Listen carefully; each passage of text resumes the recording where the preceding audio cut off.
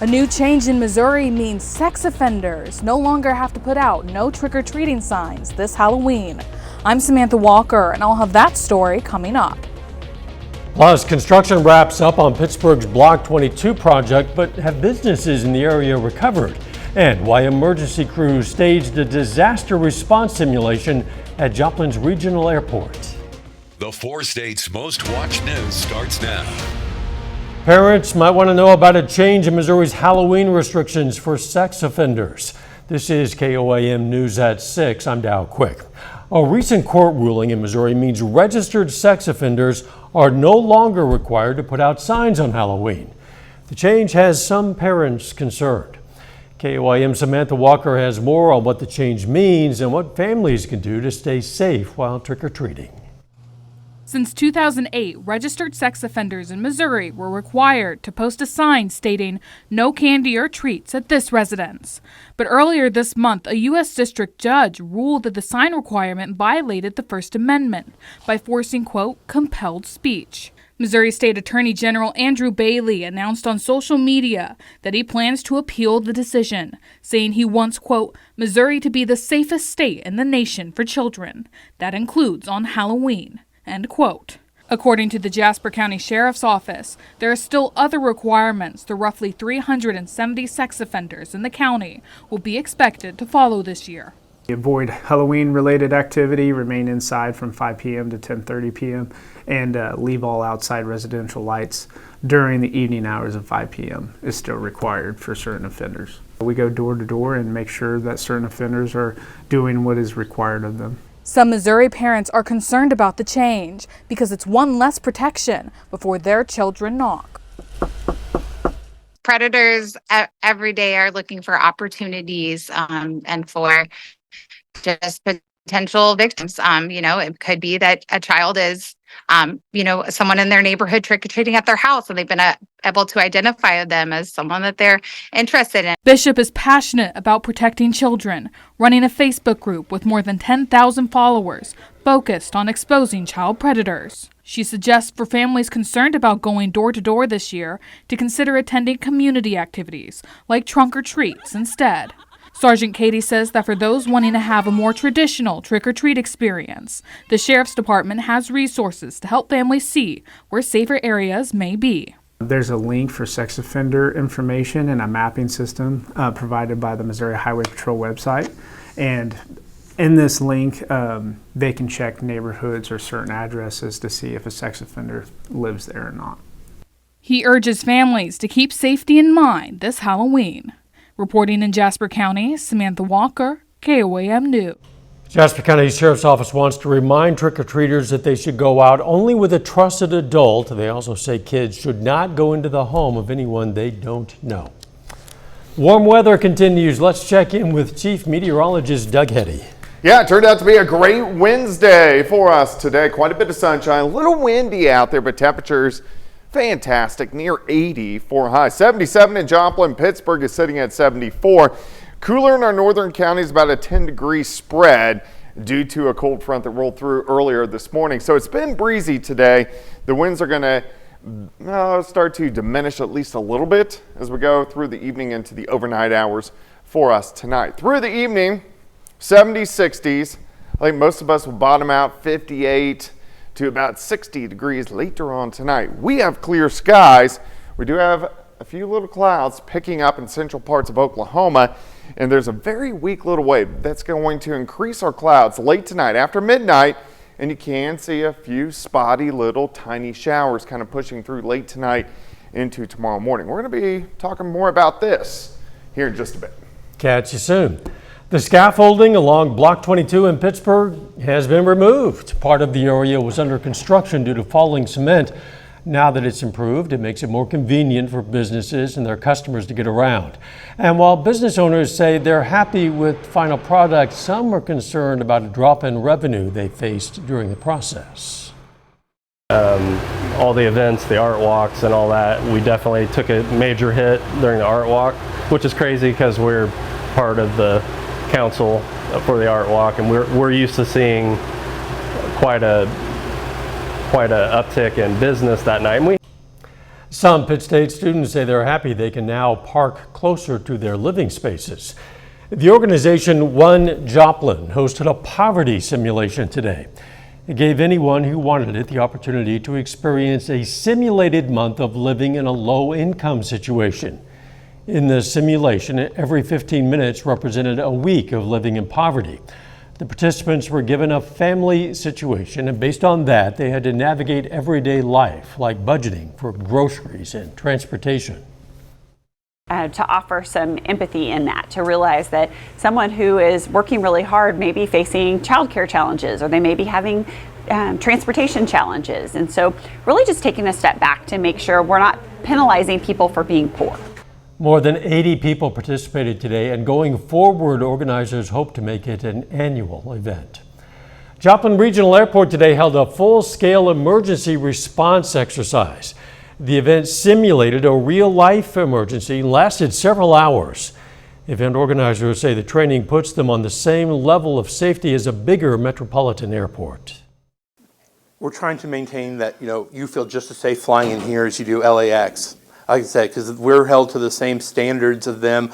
Everything that we do when we go through our inspections is to make sure that you flying into this commercial airport is the same as flying into any commercial airport in the country, whether we're small or whether we're big. The exercise is part of ongoing efforts to ensure the readiness of local emergency responders and airport personnel in case of an aviation-related emergency. Some Joplin High School students receive a hands-on lesson in the election process. That story's coming up. Plus, the Joplin Health Department invites the public out for a car seat safety class. Right now. With Election Day now just 2 weeks away, less than that, some teachers and students at Joplin High School are working to make sure their peers understand why voting is so important. KOAM's Anthony Saviello sits down with them to find out how.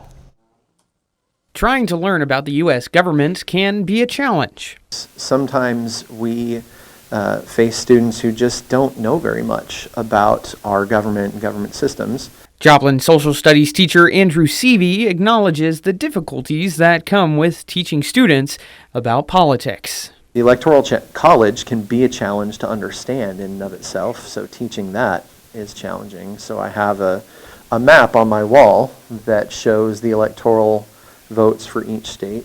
That same map can be found just a few doors down, where the Joplin Student Council is working to get students excited about voting. We are creating a ballot so that our students can vote on the actual amendments and propositions that will be on the ballot on Election Day, as well as the national presidential elections. The mock ballot they are creating gives students who aren't yet old enough a chance to experience what Election Day is like. I hope the students talk about what they voted for, because it just starts up a really good conversation, and I hope they realize that voting is important. Come Election Day, Joplin students may not cast real ballots, but the experience could help them in the future. I tell students all the time that American history and government, world history, geography, all these topics, they're going to have an influence on your day-to-day life for the rest of your life, for everybody. In Joplin, Anthony Saviello, KOAM News. The mock ballots have all the same wording as the actual Missouri ballot. The students who cast their mock ballots will be asked their grade level for statistical purposes. Joplin Health Department held a free car seat safety class. Taught the class how to choose the right car seat for the child's height and how to choose a safe car seat brand. Class was open to all parents, grandparents, caregivers, whomever, to learn the correct way to place a child in a car seat, especially in the winter months when a child might be bundled up. Taking off those jackets before they put them in the car seats and the seat belts, and then if they're cold they can put a blanket up over top of it, but just not having that coat with all that padding up against the seat. We want the seat belt to be directly right up against their clothing close. In fact, during the winter months, she recommends putting the child in the car seat harness, then putting the coat on backwards on the outside of the harness. Nice tip. A little bit later, some elementary school kids in Parsons, Kansas experienced the thrills of a haunted stage. Plus, we have some rain chances back in the forecast. We're going to check that out. For the arts.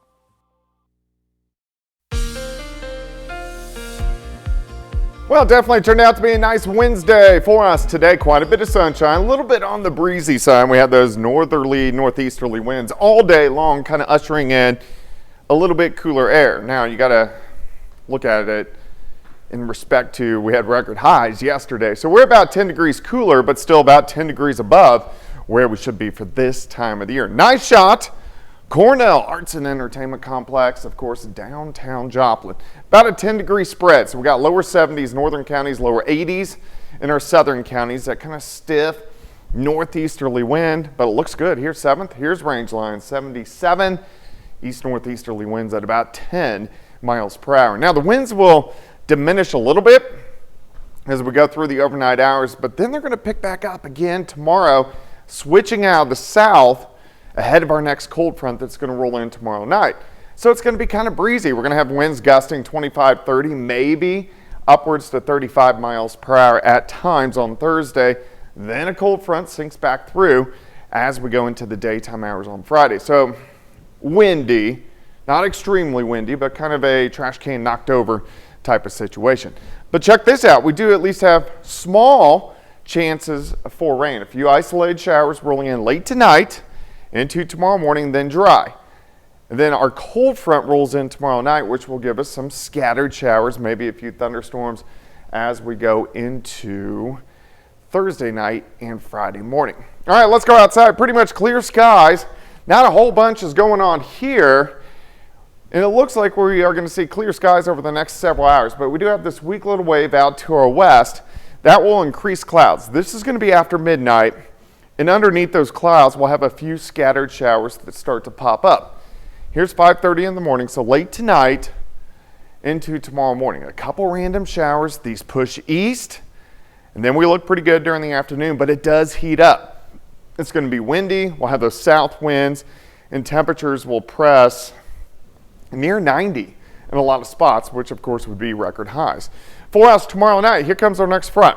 Scattered showers and thunderstorms. Now, these are going to weaken as they push in, but at least we're going to have some scattered showers and a few thunderstorms out there. Better chances on the Kansas and the Oklahoma side, and then somewhat falling apart as they push into southwestern Missouri. These will clear out. Front drops through. Friday looks great.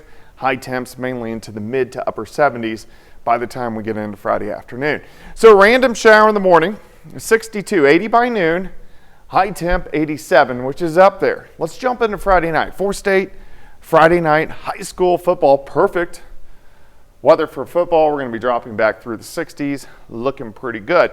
Also some changes down the road because our jet stream's strengthening, which it does this time of the year. By the time we get into next week, we start to see more storm systems dropping in the western third of the country, and that is good news for us, giving us better rain chances as we go through the next several weeks. 87 on Thursday, down to 78 Friday. Saturday looks great, 74, 80 on Sunday.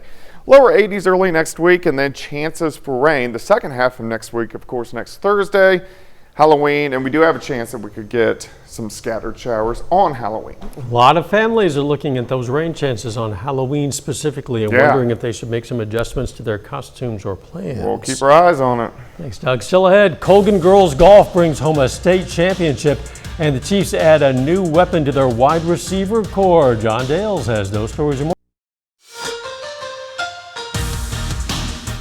The Colgan Girls High School golf team takes home a state championship this week. After the two-day championship in Emporia, Colgan finishes tied with Silver Lake.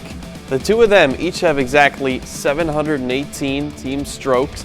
That forces a playoff, which the Lady Panthers win to give them a Class 3 1A state title. Now, this is Colgan's third golf state championship in the last 4 years. And Colgan actually trailed Caney Valley after the first day, 2 strokes behind them. Bullpups still put together a top 5 finish, coming in at 5th place. Here's a look at the individual leaderboard. Amelia Bowles from Rawlins County takes 1st place, 1 stroke ahead of Margaret Ulrich from Wichita Collegiate. Colgan has 2 top 12 finishers, Ava Skripsik and Daniela Yagmore. Molly Swayze and Lauren O'Brien, both of them also finished in the top half of the field. Addison Coombs and Kate Smith come in 42nd and 49th place, respectively. Well, high school volleyball district tournament play continues this week. McDonald County and Webb City square off today. One of their seasons will come to an end. And not much of a surprise here. Webb City volleyball sweeps its quarterfinal over McDonald County, winning in straight sets 3-0. The top-seeded Lady Cardinals advanced to the semifinals on Friday against the winner between Springfield Catholic and Bolivar. They could see a rematch against Carl Junction in the district title game on Saturday. Well, the Chiefs make some news early this morning. They've already started the season 6-0. Now they add a big-name wide receiver to their roster. According to ESPN's Adam Schefter, the Chiefs are finalizing a trade with the Titans to acquire DeAndre Hopkins for a 5th-round draft pick in 2025. That pick could reportedly become a 4th-rounder if Kansas City makes it to the Super Bowl and Hopkins plays at least 60% of the team's offensive snaps. He's a 5-time All-Pro wide receiver. 2024 is Hopkins' 12th season in the NFL. He's accumulated over 1,000 receiving yards with the Titans in 2023, but that production went way down early this year. Through 6 games, Hopkins has 15 catches, 173 receiving yards, and 1 touchdown with Tennessee. Over to college football. Tough news for Mizzou fans. The Tigers' leading rusher, Nate Noel, is reportedly out for this Saturday's top 20 matchup on the road at Alabama. That's according to ESPN's Pete Thamel. Noel is dealing with a foot injury. He's averaging just under 6 yards per carry so far this season. He left last week's game against Auburn in the first half, came back to get just 1 carry in the second half. Back to the Chiefs, though. It's a nice pickup for them. They've had all sorts of injuries at wide receiver. You hope Hopkins can stay healthy. Yeah, a lot of us have wondered how in the world the Chiefs have managed to go undefeated, the only undefeated NFL team at this point. And now there's some hope that things are going to get even better for them ahead. Here's a look at what's coming up on KOAM News at 9 tonight on Fox 14.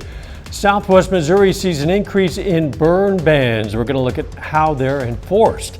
Plus, Pittsburgh community members gathered to discuss the current state of the housing market and changes that need to be made. And there's no shortage of leading ladies taking on some of the juiciest roles in musical theater. We're going to look at the newest season on Broadway. Those stories, a lot more, it's all coming up tonight. KOAM News at 9 on Fox 14. Anyone looking to learn about this spooky time of year need look no further than Cody Holmes. Holmes is a 4th grade teacher in Parsons, Kansas, who brings the Halloween spirit to his school. Look at this. Besides decorating his home every year, Holmes also decorates a haunted stage for all the elementary school students to tour. Holmes has been collecting animated and interactive Halloween decor for years. He says it can take weeks to haul the items into the school and set it all up on the haunted stage, but he says it's worth it. And we're going to hear from him tonight at 10. It's been warm out there, Doug. It's going to stay that way. Yeah, back to near record highs for us as we go into Thursday. May get a random shower in the morning, and then a few scattered thunderstorms are going to try to push in tomorrow night. But temperatures pretty good, minus near record highs tomorrow, but pretty good heading into the weekend. Final sports notes. We'll have the highlights from that district quarterfinal between Webb City and McDonald County later tonight. Looking forward to that. Thanks for joining us. We'll see you right back here at 10. Let's make it a great evening.